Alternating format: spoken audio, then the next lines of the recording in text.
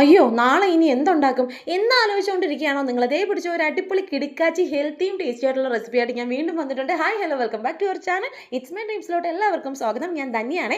ഇത് കാണാൻ മാത്രമല്ലോട്ടെ, കഴിക്കാനും സൂപ്പറാണ്. ഒരു കപ്പ് അവിലുണ്ടോ ദേ എന്ന് പറയുമ്പോൾ ബ്രേക്ക്ഫാസ്റ്റ് ആയിക്കോട്ടെ, ബ്രഞ്ച് ആയിക്കോട്ടെ, ലഞ്ച് ആയിക്കോട്ടെ, ഡിന്നർ ആയിക്കോട്ടെ, അതെല്ലാം നമുക്ക് സെറ്റാക്കി എടുക്കാം. മുതിർന്നവർക്കും കുട്ടികൾക്കും ഒരുപോലെ ഇഷ്ടപ്പെടുന്ന ഒരു അടിപൊളി സംഭവമാണ് കേട്ടോ. ഇതിന് നമുക്ക് വേണ്ടത് അവിലാണ്. അവിലെന്ന് പറയുമ്പോൾ നിങ്ങൾക്ക് ഏത് അവിൽ വേണമെങ്കിലും എടുക്കാം. വെള്ള അവിൽ എടുക്കാം. കുറച്ചും കൂടെ ഹെൽത്തി ആവട്ടെ എന്ന് വിചാരിച്ചിട്ട് ഞാൻ എടുക്കുന്നത് ഇപ്പോൾ ബ്രൗൺ അവിലാണ് കേട്ടോ. ഏത് അവിലും ആയിക്കോട്ടെ നല്ല രീതിക്ക് കഴുകുക. എല്ലാവരും ഈ ഒരു അവില് വാങ്ങിച്ചിട്ട് ഡയറക്റ്റായിട്ട് അങ്ങ് ഉപയോഗിക്കുന്നത് ഞാൻ കണ്ടിട്ടുണ്ട്. ഒരിക്കലും ചെയ്യരുത്. 3-4 വെള്ളത്തിൽ നല്ലപോലെ കഴുകുക. ഇപ്പം ഞാനൊരു 3-4 വെള്ളത്തിൽ നല്ലപോലെ ഒന്ന് കഴുകിയതിന് ശേഷം ഈ ഒരു അവിൽ മുങ്ങിക്കിടക്കുന്ന അത്രയും രീതിക്ക് നമ്മൾ അവിലോട്ട് വെള്ളം വീഴ്ത്തിയിട്ട് ഒന്ന് അടച്ചു വെക്കുന്നുണ്ട് കേട്ടോ. ഒരുപാട് സമയമൊന്നും നമുക്കൊന്ന് കുതിർന്ന് കിട്ടണം, അത്രയേ ഉള്ളൂ. ഒരുപാട് സമയമൊന്നും വേണ്ട. ജസ്റ്റ് ഒരു നമ്മൾ ഈ കുറച്ച് ഞാൻ ഇവിടെ പച്ചക്കറികൾ എടുക്കുന്നുണ്ട്. ഈ പച്ചക്കറികളൊക്കെ ഒന്ന് കട്ട് ചെയ്യുന്ന സമയം മാത്രം മതി. അതിനായിട്ടൊരു പ്രത്യേകിച്ച് ഒരു സമയമൊന്നും നമുക്ക് വേണ്ട. ദാന്ന് പറയുമ്പോൾ റെഡിയാക്കാം. പിന്നെ ഇതിന് ഇനി നിങ്ങൾക്ക് എന്തൊക്കെ പച്ചക്കറികൾ വേണമെങ്കിലും ആഡ് ചെയ്യാം.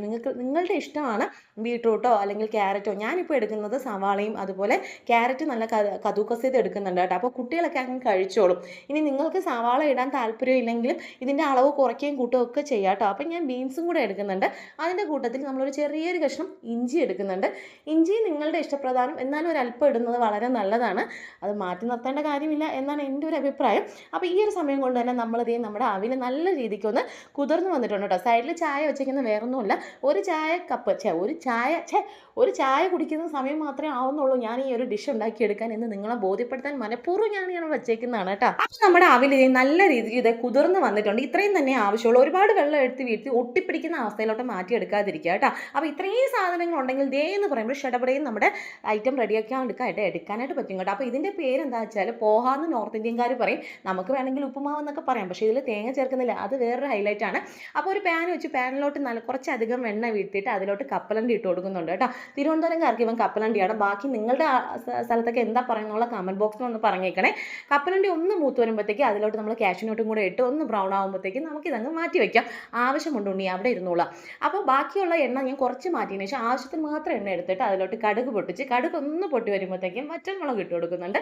വറ്റൽമുളക് ഒന്ന് മൂത്ത് വരുമ്പോഴത്തേക്കും നമ്മൾ കുനുകുനാന്നരിഞ്ഞ് വെച്ചിരിക്കുന്ന നമ്മുടെ ഇഞ്ചിക്കുട്ടന്മാരെ അങ്ങ് ഇട്ട് കൊടുക്കുക കേട്ടോ. ഇനി നിങ്ങൾക്ക് അതൊന്ന് മൂത്ത് വരുമ്പോൾ നിങ്ങൾക്ക് സവാള വേണമെങ്കിൽ സെപ്പറേറ്റ് ആയിട്ട് ഒന്ന് വഴറ്റിയിട്ട് ഇട്ട് കൊടുക്കാം. അങ്ങനെ ചെയ്യാം. ഞാനിപ്പോൾ സമയമില്ല, എനിക്ക് മോക്ക് പോകാൻ സമയമായി. ലഞ്ച് ബോക്സ് റെസിപ്പിയാണ്.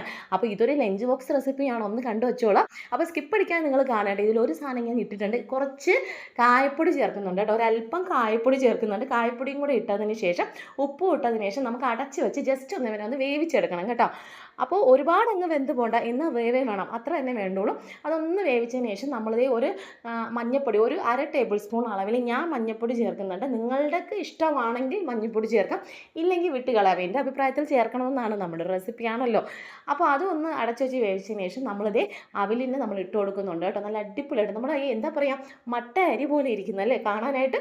അപ്പോൾ അതും കൂടെ ഇട്ട് നല്ല രീതിക്കൊന്ന് ഇളക്കി കൊടുത്തിട്ട് നല്ല രീതിക്ക് ഇളക്കി നമ്മുടെ ഒരു കൈ അളവിന് ഒരു 2-3 സ്പൂണ് അത്രയും തന്നെ വേണ്ടുള്ളൂ കുറച്ച് വെള്ളം തിളപ്പിക്കാം കേട്ടോ. അതിലോട്ട് ഒരല്പം മാത്രം വെള്ളം ഒന്ന് തെളിച്ചിട്ട് നമുക്ക് അങ്ങനെ അങ്ങ് അടച്ച് വെക്കാം.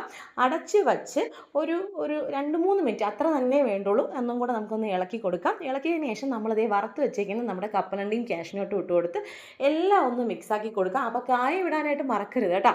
അത്രയും കൂടെ ആയിക്കഴിഞ്ഞാൽ നമ്മുടെ പരിപാടി ഇവിടെ റെഡിയാണ്. ഇനി നമ്മുടെ ഒരു കഷ്ണം നമ്മുടെ നാരങ്ങയാണ് കേട്ടോ. നാരങ്ങയും കൂടെ ഒന്ന് പിഴുങ്ങി നമുക്ക് വീഴ്ത്തി കൊടുക്കാം. ഈ ഒരു സമയം നമ്മുടെ ഗ്യാസ് ഓഫ് തന്നെ ആയിരിക്കണം കേട്ടോ. അപ്പോൾ അതും കൂടെ ചേർത്ത് നല്ലപോലെ ഇളക്കി കഴിഞ്ഞാലുണ്ടല്ലോ കായത്തിൻ്റെയും, നിങ്ങൾക്ക് വേണമെങ്കിൽ പച്ചമുളകും ഇട്ട് കൊടുക്കുക കേട്ടോ. കായവും പച്ചമുളകും ആ ഒരു എരിവും എല്ലാം കൂടെ പുളിയും എല്ലാം കൂടെ ആയിട്ട് ഒരു അടിപൊളി സംഭവമാണ്. വൈകിട്ടായിക്കോട്ടെ, രാവിലെ ആയിക്കോട്ടെ, ബ്രേക്ക്ഫാസ്റ്റ് ആയിക്കോട്ടെ, കുട്ടികൾക്ക് ഇതൊക്കെ ഉറപ്പായിട്ടും ഇഷ്ടപ്പെടും കേട്ടോ. അപ്പോൾ ഈ ഒരു സംഭവം നിങ്ങൾ എല്ലാവരും ഒന്ന് ട്രൈ ചെയ്ത് നോക്കുക. അപ്പോൾ എൻ്റെ ഒരു വീഡിയോ നിങ്ങൾക്ക് ഇഷ്ടപ്പെട്ടാൽ ഹൈപ്പ് ചെയ്യാനും ലൈക്ക് ചെയ്യാനും കമൻറ്റ് പറയാനും മറക്കണ്ട. അപ്പോൾ ടാറ്റാ.